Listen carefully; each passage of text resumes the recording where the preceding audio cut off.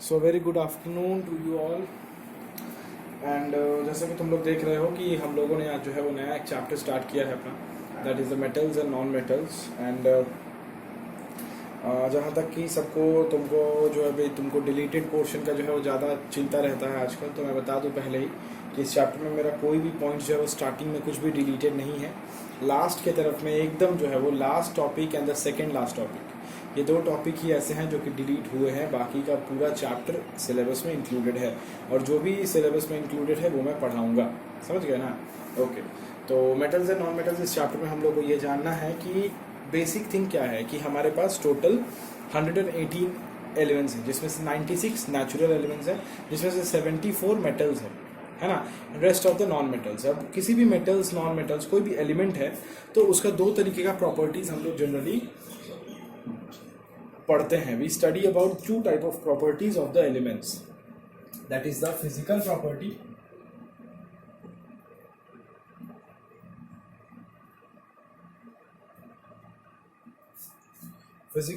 And the chemical property. ये दो तरीके के प्रॉपर्टीज़ को जनरली हम लोग देखते हैं, इसको ही हम लोग जानने की कोशिश करते हैं कि हर एक element whether it's a metal non metal कुछ भी है तो उसका फिजिकल प्रॉपर्टीज़ क्या है एंड केमिकल प्रॉपर्टीज़ क्या है। अगर हम ये बोल रहे हैं कि फिजिकल प्रॉपर्टीज़ का मतलब क्या होता है, चूँकि नहीं बहुत बता मतलब 10 क्लास के बच्चों को जानना चाहिए, लेकिन फिर भी मुझे ऐसा लगता है कि तुम नहीं भूल गई होगी या फिर नहीं जानती होगी, बिकॉज मैं तुमको, है ना। तो जो भी है, तो फिजिकल प्रॉपर्टीज़ का मतलब वो सारा प्रॉपर्टीज़ होता है किसी भी एक एलिमेंट का जिसको हम जस्ट बाई सीइंग और बाई टचिंग या फिर बाई सीइंग हम लोग जो है ना बाई टच हम लोग उसको जान सके। जिस प्रॉपर्टीज़ के बारे में, उस प्रॉपर्टीज़ को हम लोग फिजिकल प्रॉपर्टीज़ बोलते हैं।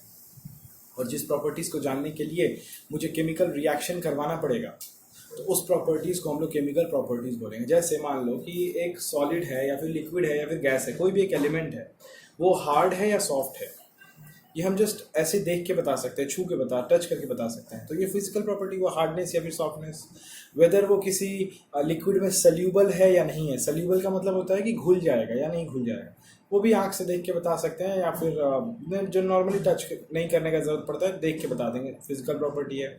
कोई भी एक सब्सटेंस है, वो जो है वो बहुत ही ज़्यादा शाइनी है या शाइनी नहीं है, डल है, ये भी हम लोग नॉर्मली देख के बता सकते हैं। कोई भी एक सब्सटेंस है वो सॉलिड है या फिर लिक्विड है या फिर वो गैस है, ये भी हम लोग देख के बता सकते हैं, तो वो भी फिजिकल प्रॉपर्टी है ना। तो इस तरीके से हर एक एलिमेंट का कुछ physical properties as well as कुछ केमिकल प्रॉपर्टीज़ होता है। और इतना ही डिटेल्स में तो एक्चुअली पढ़ाने का नहीं है इसमें कुछ भी ज़्यादा। क्योंकि तुम लोग इस चैप्टर में जो भी पढ़ने वाले हो उसका हाफ ऑफ द पोर्शन या फिर हाफ से ज़्यादा पोर्शन तुम लोग क्लास 8 में पढ़ के आए हो।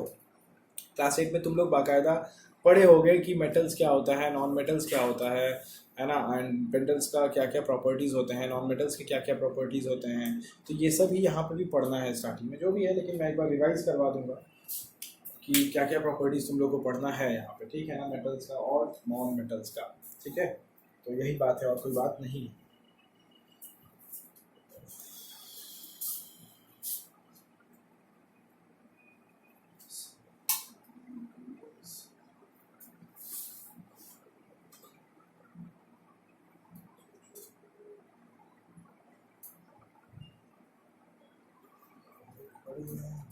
जैसे कि हम लोग सबसे पहले बात करें अगर फिजिकल प्रॉपर्टीज़ का, वो भी मेटल्स का, है ना। तो मेटल्स का ही कुछ कुछ प्रॉपर्टीज़ जस्ट मैं तुमको जस्ट ऐसे बता दे रहा हूँ क्योंकि तुमको जानना चाहिए, है ना। तो मेटल्स का कुछ कुछ फिजिकल प्रॉपर्टीज़ है जो कि तुम जान लो कि सबसे पहला प्रॉपर्टी क्या होता है मेटल्स का। सबसे पहला प्रॉपर्टी होता है क्या, the first property of metal is that कि metals are solid at room temperature. सबसे पहला बात, ओके लिखते जाओ, तुम ये लिखते जाओ। दूसरी बात होती है कि metals are solid at room temperature, okay ठीक है। और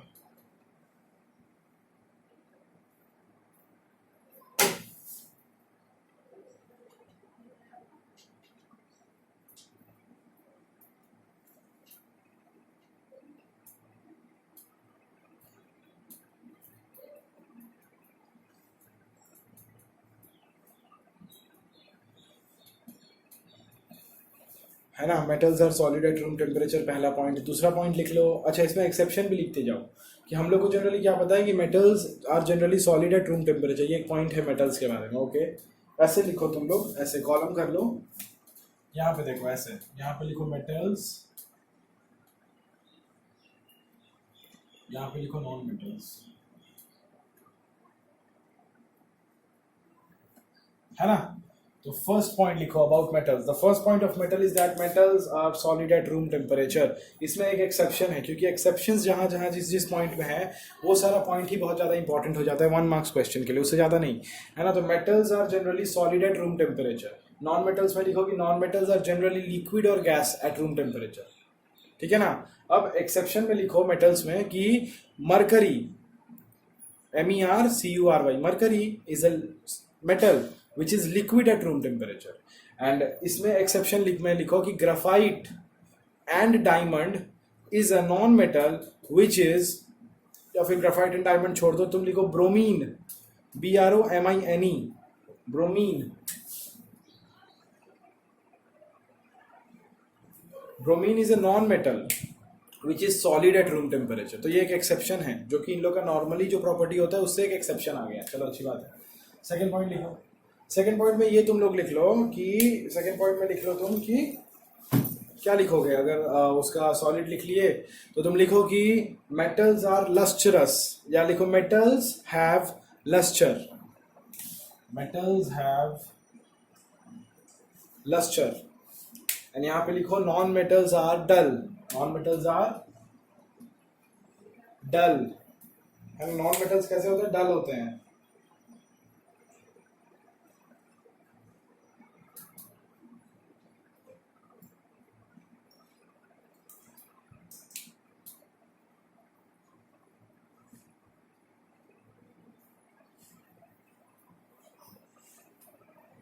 है ना। क्या लिखे, अच्छा तुम लोग जो फर्स्ट पॉइंट में लिखे है, तुम जो फर्स्ट पॉइंट में लिखी हो वहां पे थोड़ा करेक्शन कर लो कि the non metals can be solid और गैसेस एट रूम टेम्परेचर, ठीक है, नॉट लिक्विड और gases, it can be solid और gases at room temperature. And exception में ब्रोमीन जो है, bromine is a liquid, bromine is a non metal which is a liquid at room temperature, ठीक है, ये एक्सेप्शन में लिख लो, ठीक है, ओके।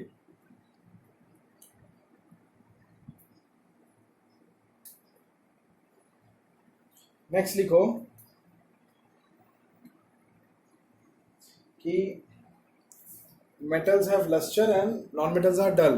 अब इसमें नॉन मेटल्स में एक एक्सेप्शन लिखो कि iodine is a non metal which is lustre, which is lustrous, है ना। Iodine is a non metal which is lustrous, ये एक एक्सेप्शन है। थर्ड पॉइंट डालो, ठीक है, थर्ड पॉइंट में डालो कि metals are good conductor of heat, non metals are poor conductor of heat,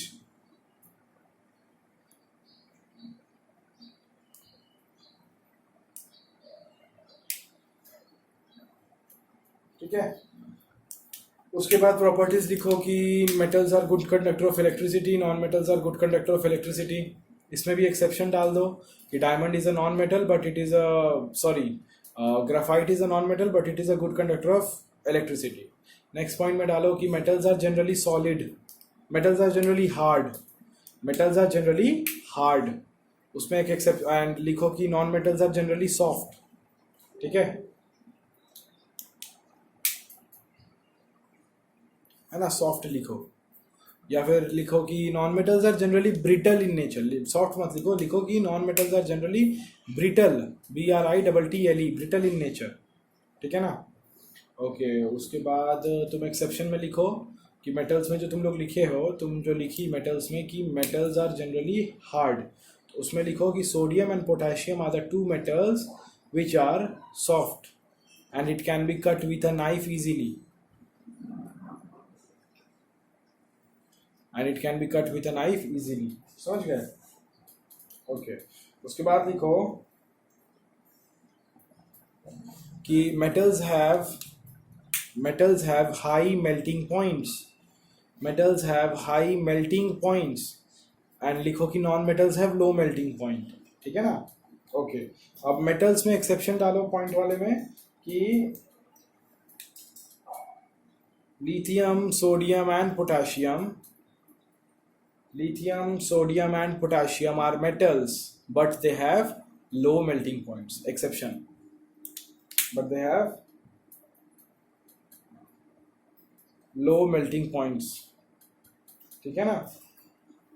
okay, next लिखो कि मेटल्स आर, नहीं फिर लिखो metals have high density, non metals have low density. Metals have high density, non metals have low density, ठीक है। तो इसमें भी तुम लिखो कि सोडियम एंड पोटेशियम, एक्सेप्शन में लिख लो कि sodium and potassium are the metals which have low densities.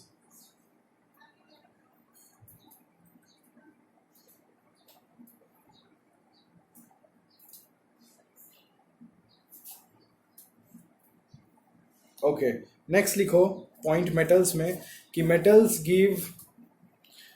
Give basic oxide, metals give basic oxide when dissolved in water,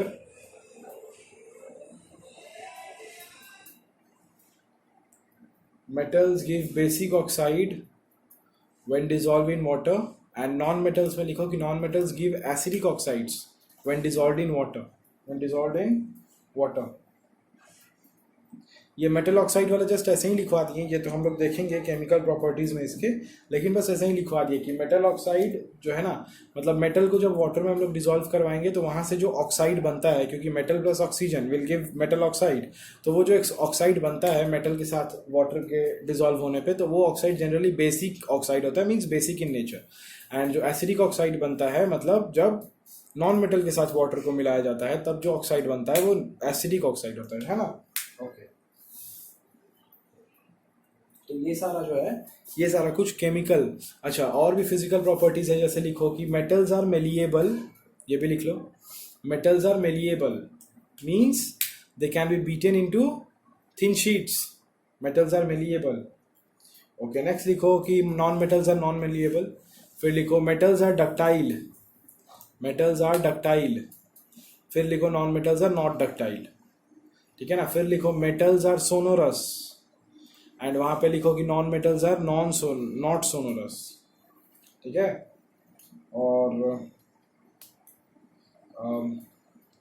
और क्या फिजिकल प्रॉपर्टीज में कुछ बचा क्या? Sonorous, ductile, electrical conductivity, heat का गुड कंडक्टर। ओके, सब हो गया ये, ठीक है।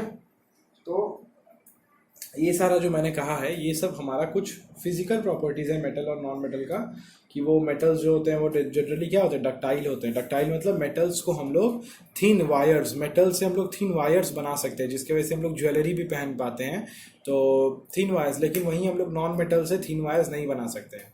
नेक्स्ट है कि डक्टिलिटी के बाद मेलिएबिलिटी था।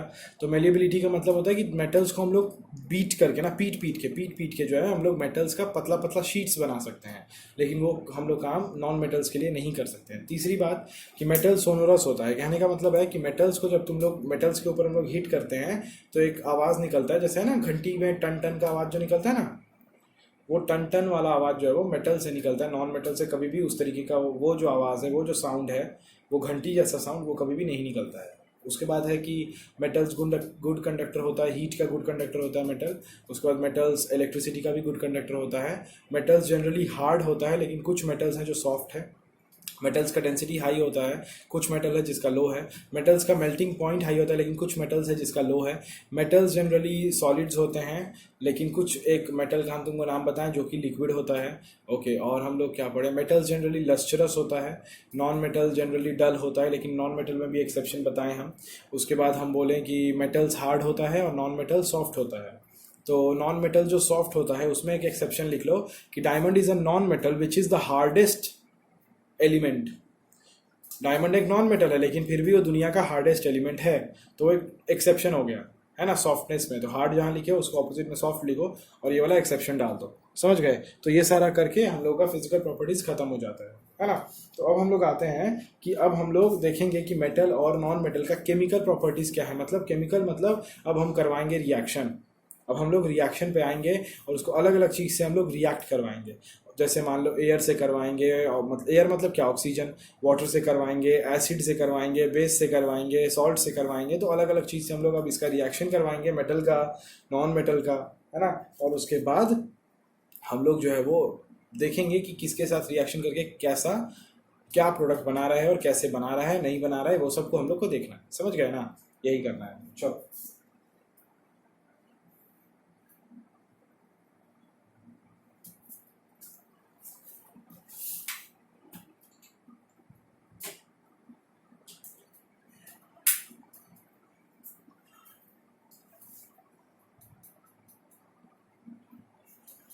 तो डाल दो हेडिंग, फिजिकल प्रॉपर्टीज खत्म हुआ, अब हम लोग केमिकल प्रॉपर्टीज में हैं।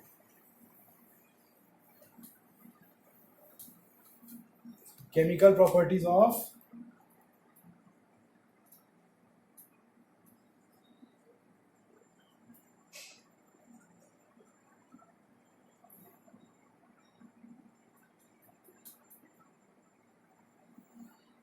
मेटल्स एंड नॉन मेटल्स की केमिकल प्रॉपर्टीज पे हैं, है ना। तो सबसे पहले हम लोग क्या देखेंगे, हम लोग मेटल से ही शुरू करेंगे।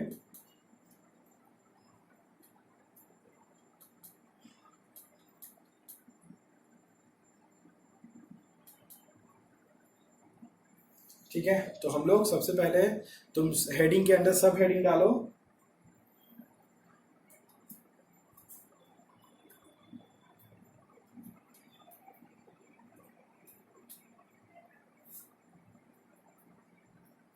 ठीक है, तो हेडिंग के अंदर सब हेडिंग डालो that the chemical properties of metals के बारे में सबसे पहले हम लोग बात करने वाले हैं। चलो,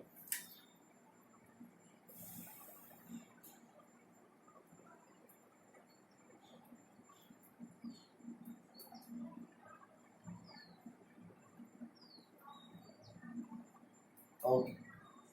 तो सबसे पहले अगर हम लोग इसका प्रॉपर्टी जानना चाहते हैं तो किससे रिएक्शन तो करवाना पड़ेगा। तो सबसे पहले कौन होगा जिससे हम लोग इसका रिएक्शन करवाएंगे, ये देखते हैं, आ जाओ। तो सबसे पहले हम लोग इसका रिएक्शन करवाएंगे ऑक्सीजन के साथ, मतलब एयर के साथ, समझ गए। रिएक्शन विथ एयर या फिर ऑक्सीजन, ये याद रखना, एयर का मतलब ऑक्सीजन ही होता है, ठीक है ना। तो metal plus oxygen give metal oxide, समझ गए ना। मेटल के साथ ऑक्सीजन होगा तो वो हमेशा मेटल ऑक्साइड बनाएगा, ठीक है। और तुमको पता है कि जो मेटलिक ऑक्साइड बनाता है मेटल, है ना, वो कौन सा नेचर का होता है, बेसिक होता है। अभी हम तुमको बताए थे, चलो अच्छी बात है। अब हम लोग अलग अलग मेटल को लेके और देखेंगे कि उसका अलग अलग क्या ऑक्साइड बनता है, ठीक है ना। जैसे हम ले लेते हैं मैग्नीशियम,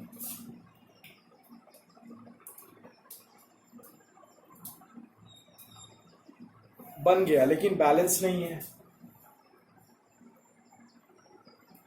बैलेंस हो गया क्योंकि यहाँ पे O2 था ना, ऑक्सीजन O2, तो 2 O है, यहाँ पे तो एक ही होता, तो 2 से इंटू किए तो 2 mg भी हो गया, तो यहाँ पे 2 mg डालना पड़ा। बैलेंसिंग जो 9 में सीखे थे। अच्छा, अच्छी बात है। और जैसे मान लो कॉपर का कर लो, कॉपर का तो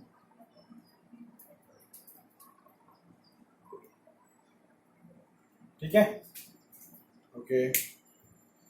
अब यहाँ पे एक बात जानना है कि ये जो कॉपर होता है ना हमारा, कॉपर, कॉपर का 2 वैलेंसी होता है, 2 चार्ज होता है। एक होता है कॉपर 1+, एक होता है कॉपर 2+। ये 9 में पढ़े थे तुम लोग, जैसे कि आयरन का 2+ भी होता है, 3+ भी होता है ना। तो उस तरीके से कॉपर का 1+ भी होता है, 2+ भी होता है। तो यहाँ पे जो तुम्हारा कॉपर था, ये कौन सा कॉपर है, ये जो कॉपर ऑक्साइड बना है, तो ये कॉपर 2+ वाला कॉपर है या कॉपर 1+ वाला कॉपर है, ये लिखना बहुत ज़रूरी हो जाता है। तो तुमको यहाँ पे लिखना पड़ेगा कि ये जो कॉपर है किसका क्या होगा, ये CuO बना रहा है ना, मतलब Cu के पास 2+ होगा और O के पास 2- होगा, क्योंकि O तो 2- होता है, पता है, तो इसको 2+ ही होना पड़ेगा ना, तभी तो ये एक ठो तब बैलेंस हो जाएगा। मान लो कि अगर ये Cu 1+ होता तो इसको यहाँ पे 2 ठो आना पड़ता, तो ये Cu2O बनाता तब, है ना, समझ गए। हम जानबूझ के तुमको समझाने को, पता है कि थोड़ा सा टफ हो सकता है तुम्हारे लिए, लेकिन एक्चुअली टफ है नहीं है, सीखे हुए हो ये सब। कि अगर कॉपर Cu2O होता फॉर्मूला तो समझ में आ जाता ना, क्योंकि O का तो 2- होता है, पता है। तो अगर 2- है तो मेरे को 2+ चाहिए ना उसको बैलेंस करने के लिए। तो अगर यहाँ पे 2 ठो दिया है, इसका मतलब कॉपर का बैलेंस ही 1+ वाला कॉपर आया यहाँ पे, तभी तो 1+1+ मिला के 2 ठो आएगा तो 2+ देगा, और तब ये एक ठो 2- के साथ बैलेंस करेगा। और यहाँ पे अगर एक ही ठो कॉपर है का मतलब क्या है कि एक ही कॉपर है, उसका बैलेंस ही 2+ ही है, इसीलिए तो 2- के साथ बैलेंस कर गया, समझ गया ना। तो यहाँ पे लिखना पड़ेगा इसका नाम कि जो कॉपर ऑक्साइड बना, तो कॉपर 2+ वाला है ना, तो रोमन में लिखना पड़ेगा 2, रोमन में लिखना पड़ेगा 2, जैसे नाम लिखा रहेगा वैसे ही लिखना पड़ेगा। रोमन में इसका जो वैलेंसी है 1+, 2+, कभी देखोगे 3+, अगर किसी दूसरे का भी आता है 4+, तो रोमन में वो लिखना पड़ता है 1+, 2+ को रोमन में 1, 2, 3, 4 लिखना पड़ेगा ब्रैकेट में, समझ गए ना? ओके। अब जैसे मानो सिल्वर, क्योंकि ऑक्साइड तो तुम लोग देखते हो, ऑक्साइड जो है ना, हम लोग ऑक्साइड को अपने ज़िंदगी में जो है बहुत ज़्यादा देखते हैं, बहुत ही ज़्यादा देखते हैं। जैसे कि तुमको हम अगर बताना चाहें कि ऑक्साइड को तुमको कहाँ कहाँ ऑक्साइड दिख जाता है, तो ऑक्साइड हम लोग को बहुत ही जगह दिखता है। जैसे कि सिल्वर के ऊपर ऑक्साइड दिखता है, चांदी का कोई सामान खरीद के लाते हो, बहुत ज़्यादा शाइनी रहता है, लेकिन 6 महीने 8 महीने बाद वो थोड़ा सा डल होने लगता है। क्यों? थोड़ा सा ब्लैकिश, थोड़ा सा ग्रेइश हो जाता है वो। क्यों? क्योंकि उसके ऊपर ऑक्साइड का ग्रे कलर का जो लेयर है वो मेटलिक ऑक्साइड, मतलब सिल्वर ऑक्साइड, वो बन के उसके कलर को जो है वो ख़राब करने लगता है। जैसे कि तुम एक कॉपर का सामान खरीदते हो, कॉपर का सामान खरीदने के थोड़े महीने बाद या थोड़े साल बाद वो सामान धीरे धीरे जो है ना ग्रीनिश होने लगता है। क्यों होने लगता है? क्योंकि वो सामान ऑक्सीजन में रहते रहते रहते रहते ऑक्सीजन के साथ रिएक्ट करते करते करते उसके ऊपर ऑक्साइड का एक लेयर बन जाता है, कॉपर ऑक्साइड का, और इसीलिए कॉपर ऑक्साइड का कलर चूँकि ग्रीन है तो वो ग्रीन दिखने लगेगा धीरे धीरे करके। उस तरीके से आयरन का देख लो, आयरन आता है तो जब उसमें रस्ट होने लगता है तो वो ब्राउनिश होने लगता है। क्यों? Due to the presence of oxygen. Oxygen के प्रेजेंस में आयरन रिएक्शन कर रहा है और वो बना देगा आयरन ऑक्साइड, जिसको हम लोग रस्ट बोलते हैं, जंग लग जाना बोलते हैं, है ना? उसी तरीके से सोना का भी कोई सामान, अगर तुम लोग गोल्ड का भी कोई ऑर्नामेंट खरीदते हो तो थोड़े दिन बाद देखना थोड़ा सा वो डल हो जाता है।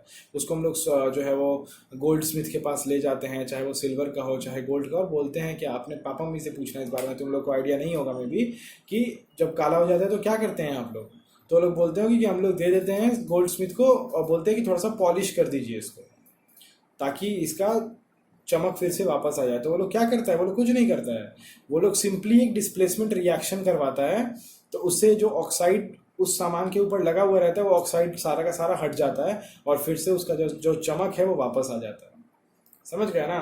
तो इस तरीके से काम होता है। ये साइंस का एप्लीकेशन है जो कि वहाँ पे तुमको देखने को मिलता है। कभी कभी तुम देखना हो सकता है कि चांदी का जो भी सामान होता है उसको घर में ही गर्म पानी में और थोड़ा सा सर्फ में या फिर डिटर्जेंट के पानी में जो है ना उसको गर्म पानी में करके थोड़ा सा उस पर जो है वो ब्रश मार देने से उसका जो है ना फिर से वो शाइनी वापस हो जाता है। वो तो कैसे होता है? वो गर्म करने से क्या होता है ना, ऑक्साइड का लेयर उसके ऊपर का रिमूव हो जाता है, एंड दैट इज वाई वो फिर से चमकने लगता है। तो this is the science behind all these things. समझ गए ना? यही बात है और कोई बात नहीं है। तो आओ देखते हैं यहाँ पे। अब देखो एक चीज़ बहुत ज़्यादा इंपॉर्टेंट हो जाता है, बहुत ही बहुत ही बहुत ही बहुत ही ज़्यादा इंपॉर्टेंट है। दो रिएक्शंस,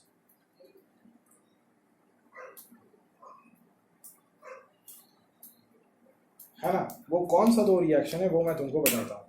एक ऑक्साइड है जो कि मेरे पास है, जैसे कि जिंक ऑक्साइड या फिर एल्यूमिनियम का ऑक्साइड। ये दो ऑक्साइड बहुत ही इंपॉर्टेंट है एग्जाम के लिए। अब क्या बताएं कितना इंपॉर्टेंट है, क्यों इंपॉर्टेंट है ये लोग, ये हम जानते हैं थोड़ा सा कि एल्यूमिनियम अगर एयर के साथ रिएक्शन करता है तो एल्यूमिनियम ऑक्साइड बनाता है। जैसे हम तुमको बना के दिखाते हैं रिएक्शन, देखो लिख लो 4Al + 3O2 gives 2Al2O3।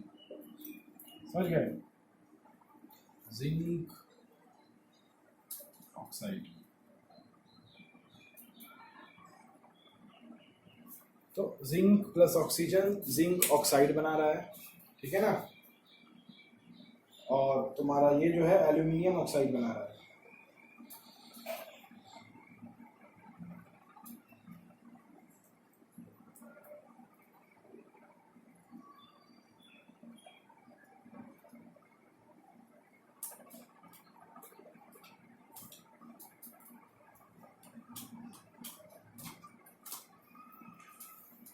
अब ये दोनों जो है वो इम्पोर्टेंट क्यों हैं, ये है सवाल, है ना? तो ये इसीलिए इम्पोर्टेंट है कि जनरली हम लोग क्या पढ़ते हैं कि हमारा जो जिंक मेटल ऑक्साइड होता है वो जनरली बेसिक होता है ना? नेचर में वो बेसिक होता है।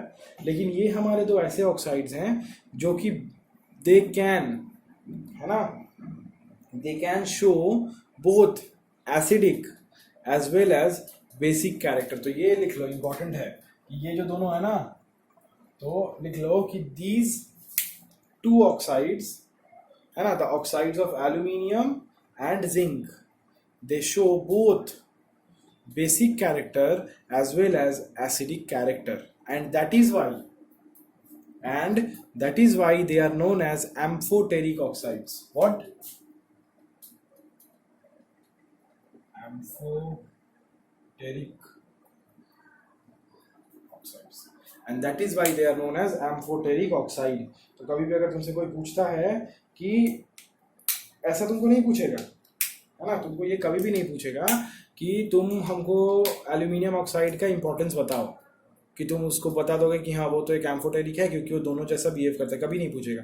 तुमको एग्जाम्पल देने बोलेगा, तुम बोलेगा तुमको कि give an example of amphoteric oxide, मतलब तुमको एम्फोटेरिक ऑक्साइड को बनाना है, मतलब पहले Al2O3 बनाना है और फिर वो एम्फोटेरिक क्यों है इसको दिखाना है, मतलब उसको तुमको एसिड के साथ भी रिएक्ट करवाना है और बेस के साथ भी रिएक्ट करवाना है। यही इसका खासियत होता है। क्या खासियत है कि उसको जब हम लोग इस ऑक्साइड को जब हम एसिड के साथ रिएक्शन करवाएंगे तो ये ऑक्साइड बेस जैसा प्रॉपर्टी शो करेगा, वहीं अगर इस ऑक्साइड को हम लोग बेस के साथ रिएक्ट करवाएंगे तो ये एसिड जैसा बिहेव करने लगेगा। और इसीलिए इसको हम लोग एम्फोटेरिक बोलते हैं कि जब इसको हम बेस के साथ करवा रहे हैं तो ये एसिड जैसा बिहेव कर रहा है, और जब हम इसको एसिड के साथ रिएक्शन करवा रहे हैं तो ये बेस जैसा बिहेव करने लग रहा है।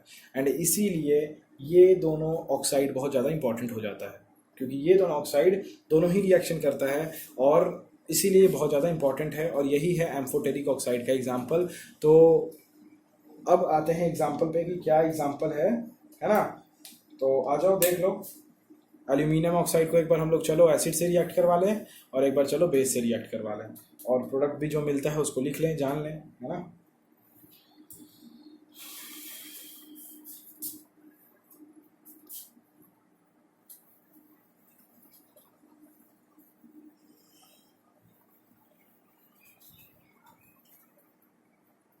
और मैं ये उम्मीद करता हूँ कि तुम हर एक चीज़ को जो है ना वो नोट करते हो एंड लिखते हो कॉपी में एंड प्रैक्टिस भी करते हो, है ना, क्योंकि अल्टीमेटली तुम्हारा एग्ज़ाम आ रहा है और इस चीज़ को लेके सबसे ज़्यादा जो है ना सावधानी तुम्हें ही रहना चाहिए, तुम सबसे ज़्यादा अवेयर होना चाहिए तुमको, नहीं हो तो फिर नुकसान है।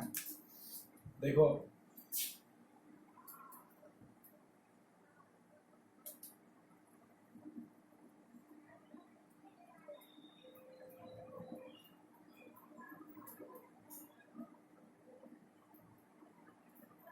ठीक है ना, एक बार Al2O3 को हम एसिड HCl के साथ और एक बार बेस के साथ, तो जब एसिड के साथ तो ये बेस जैसा बिहेव करेगा, जब बेस के साथ तब ये एसिड जैसा बिहेव करेगा। क्या आदमी है बताओ, हाँ सही है ना।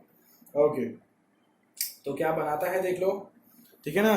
तो बनाएगा क्या देखो बता देता हूँ, AlCl3 प्लस H2O, ठीक है, AlCl3 प्लस H2O। यहाँ पे क्या बनाएगा, यहाँ पे बनाएगा NaAlO2 प्लस H2O। अब बैलेंस करना पड़ेगा, Al2O3 प्लस 6HCl प्लस तुम्हारा 2 इधर है तो 2AlCl3 है ना, और 3H2O, सही है। और इसको बैलेंस करोगे तो Al3 तो यहाँ पे आ गया 2 और 2 2 4, यहाँ पे 3 है 4 है, 2H2O 2 2H है, 1 है, यहाँ पे 2 मारेंगे, है ना, तो 2NOH, ठीक है। अब इसका नाम जान लो, अब इन सारों का नाम भी लिख लो, बहुत ज़्यादा इंपॉर्टेंट है नाम। इसका नाम एल्यूमिनियम ऑक्साइड, इसका नाम हाइड्रोक्लोरिक एसिड, इसका नाम एल्यूमिनियम क्लोराइड AlCl3, ठीक है। और ये तो है वाटर, और ये है सोडियम हाइड्रोक्साइड, इसका नाम है सोडियम एल्यूमिनेट,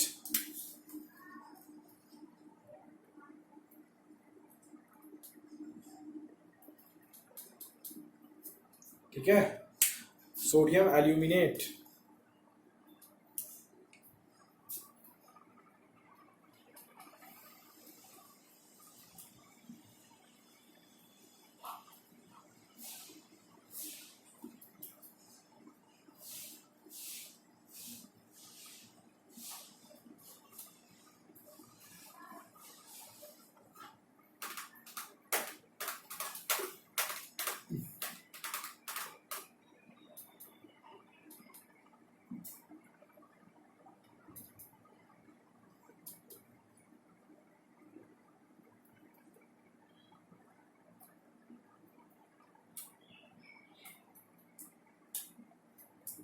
समझ गए ना, सोडियम एल्यूमिनेट।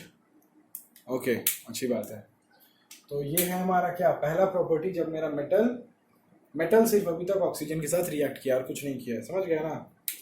ओके, तो इसके बाद जो है हम लोग कंटिन्यू करेंगे नेक्स्ट से। एंड तुम एक काम करो, बहुत ही अच्छा है तुम्हारे लिए ये। एक सबसे पहला एक काम करो कि तुम क्लास 8 का जो मेटल्स एंड नॉन मेटल्स का मैंने जो वीडियो बनाया है ना, पहले उसको देख लो, है ना, पहले उसको देखो।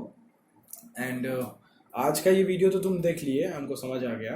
तो लेकिन अब तुम जाके पहले क्लास 8 का वीडियो जो मैंने पूरा बनाया है मेटल्स एंड नॉन मेटल्स के ऊपर, तो उसको तुम पहले देखो अच्छे तरीके से। वो भी सेम है जो कि यहाँ पे तुम सीखोगे, और वहाँ पे हम एक्चुअली बहुत ही डिटेल से पढ़ाए हैं इन लोगों को, तो इसलिए बोल रहे हैं कि तुम पहले वो वीडियो जाके देखो। एंड उसके बाद फिर तुम इसके आगे का पार्ट्स देखना कितना बढ़िया समझ में आएगा तुमको। ज़रूर देखो, तुम वो जाके ज़रूर देखो, ज़रूर, है ना। एंड 1-2 दिन में देख के मेरे को वो ख़त्म करके दो, है ना। एंड फिर मैं इसका नया पार्ट जो है वो डालता हूँ एकदम। वो वीडियो ज़रूर देखो, एंड वो देखने के बाद ही इस चैप्टर के बाकी वीडियोस को देखना। उस चैप्टर को पूरा कंप्लीट करो 8 क्लास का जो है, उसके बाद इसको देखो, ठीक है। चलो बाय।